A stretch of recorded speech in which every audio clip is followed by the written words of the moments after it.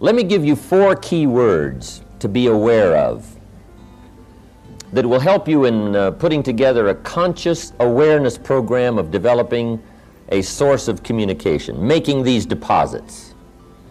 See, when you talk, you want a verbal check that'll cash.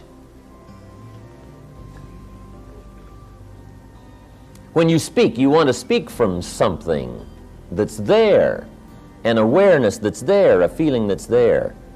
And to create this foundation or this reservoir or this deposit or this account from which you can talk, let me give you 4 words that will help you to do that. Here's the first one. Develop an interest. The first word is interest. Develop an interest in 2 primary things, life and people.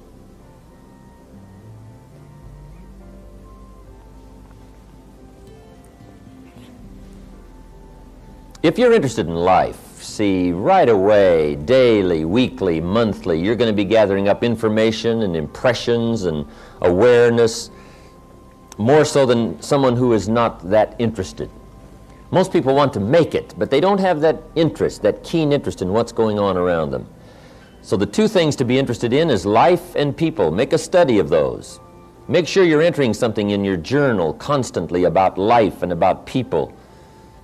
Business life and social life, what's happening around you.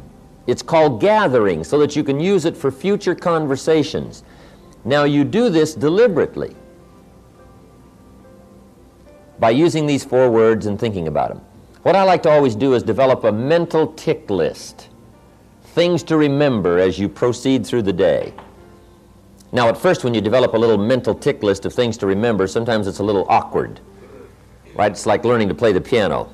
My teacher said, here's the right-hand scales. So I got those, no problem. Then my teacher says, now we're going to run the left-hand scales. I got those, no problem. Then I remember the day when she said, we're going to play both hands together. I thought, now that'll be tricky. Right? How could you do them both together? And I remember looking at one, looking at the other, but finally, right, I got to where I could play both hands together. Then I remember the day she said, now, we're going to read the music, play both hands. I thought, wow, how would you do that, right? And I'm looking at the music, looking at my hands, right? But finally I got that going. Then I remember the day she said, now, we're going to watch the audience play the music, read the music, play both hands. I thought, now, how could you possibly do that? Right? But sure enough, I finally got to where I could watch the audience, read the music, and play both hands. Right? After a while. At first it was a little awkward, but after a while I finally got those, right, 4 things in line. So, here's what I want to give you. It's a little mental tick list to remember. And at first it may seem a little awkward to try to remember these 4 things in gathering information for future conversations, communication. But just try, and then finally it'll come naturally. So the first word is interest. Be interested enough to find ideas to put in your journal. Be interested enough to look around. Keep your eyes open. What's going on? Be alert. Don't miss anything. Okay, here's the second word for good communication. Developing this reservoir.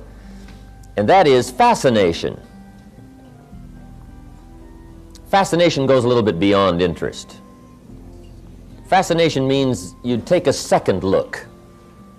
Fascination means you're just not interested in just surface information. You want to know what's behind it. What does it really mean? So if you really want to develop this reservoir of information for future conversations, you've got to be fascinated with life, fascinated with stories, fascinated with human behavior. Why do people act like they act? Why do they do what they do? Now also be interested and fascinated with your own life. How come I act like I act? Why do I always do this? Why do I feel this way?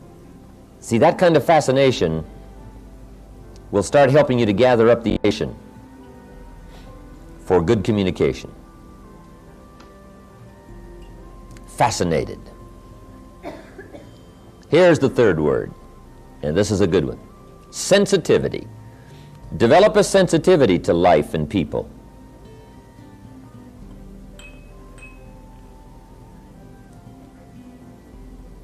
Let what's happening during the day touch you. Let it affect you.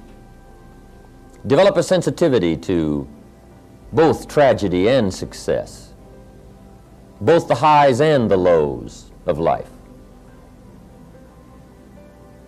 A sensitivity to people's feelings, a sensitivity to the complexity of life as well as the simplicity of life. How people are different and yet so much the same. A sensitivity to people's beliefs, the way they look at things.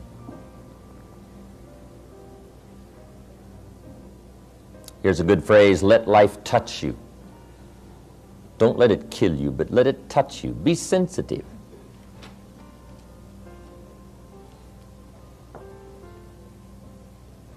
When Judy and I were married, I'll never forget, we got back from Europe.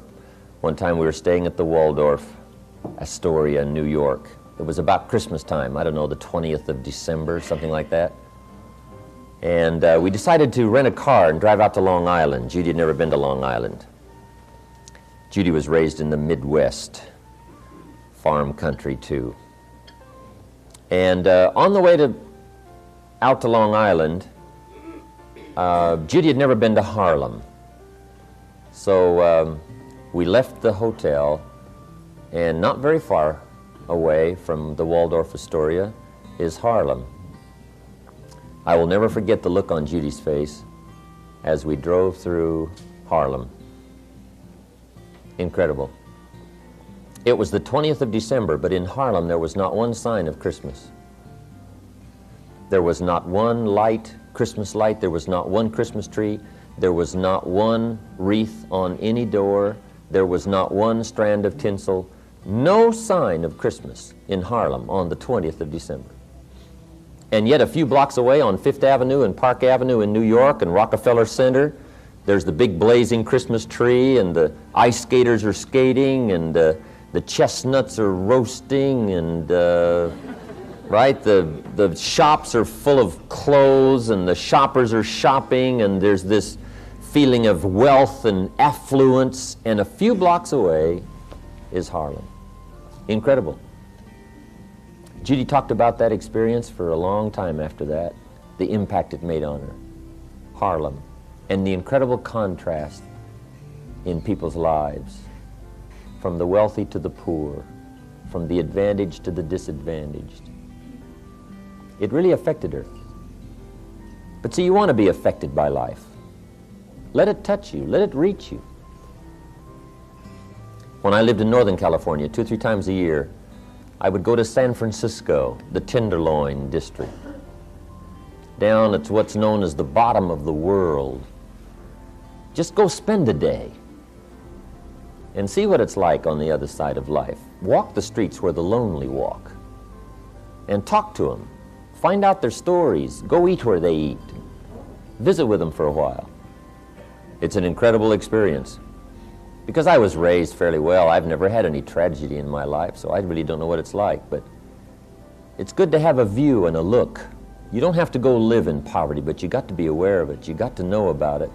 You got to be sensitive to it. Man, I got to know there Frank. Frank runs a bar in the Tenderloin in San Francisco. What an incredible place. You wouldn't believe it. Frank sees more tragedy in a week than most people see in a lifetime. Incredible. I'm visiting with him there one day. He said, Jim, see that lady sitting over there at the bar? I said, yes. He said, that's Cookie. He said, how old do you think she is? I said, I don't know. She looks about 45. He said, she's 25. I said, wow. Cookie used to be a go-go dancer. And she developed some kind of bone disease and had all these operations. And now she's got the bolts and the pins and so on trying to hold her together, and she can hardly walk. And he said, Cookie comes in here 3 or 4 times a week and sits right there. And she's also got a little boy, 5 years old. He's dying of leukemia. And said, Cookie comes here and drinks till she can't drink anymore, and usually I have to call a cab and have somebody come take her home. Cookie. The story really got to me. I used to go by after that every once in a while and put some money in an envelope and her name on it and leave it for her to come by and get. The story got me. But that's Frank, Cookie, the tenderloin, the other side of life, where the difficulties are. We've all got to be sensitive to that. We've got to let it affect us. As you let all of life affect you, so it affects your conversation, so it affects your communication. So people have this incredible sense that there's a great deal about you and your sensitivity and your interest and your fascination with life that makes life uniquely worthwhile for you. And I'll tell you what, it'll show up in your conversation, it'll show up in your feelings, it'll show up in your ability to reach people. Sensitivity. Don't be afraid of it. Use it. Develop it. Now here's the fourth word, knowledge. Develop a working knowledge. I've added one more word there, working knowledge of life and people. A working knowledge means a systematic way of gathering up all the information that comes your way and try to put it into some workable form. That's why we suggest a journal. You've just got to have a daily journal to record the ideas and the impressions and the feelings and the things that come your way, so that you'll have this working knowledge, this depth of awareness. Now, if you'll work on those 4 words and be consciously aware that you're working on knowledge, sensitivity, fascination, and interest about life and people in a deliberate way, a daily way, a consistent way, so that when you get ready to talk, there'll be all this substance there waiting to back up whatever you have to say. Here's a good phrase, let what you say be the tip of the iceberg of all you know and all that you feel and all that you're aware of. Let what you say only be a small portion of all you know and feel. I'm sure we've all had experiences talking with some people, and sure enough, they said far more than they knew. Very quickly.